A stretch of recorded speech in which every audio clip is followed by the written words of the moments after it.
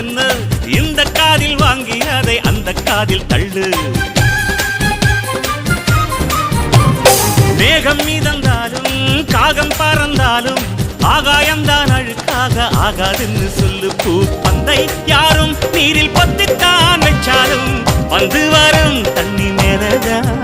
ஆட உன்னை யாரும் ஓரம் கட்டித்தான் வச்சாலும் தம்பி வாடா வந்து போடத்தான். மூணாம் பீரை மெல்ல மெல்ல வெண்ணிலவாய் மின்னுவதை மின்மினிகள் தடுத்திடுமா? சக்தி எல்லாம் ஒன்று சேர்ந்தாரே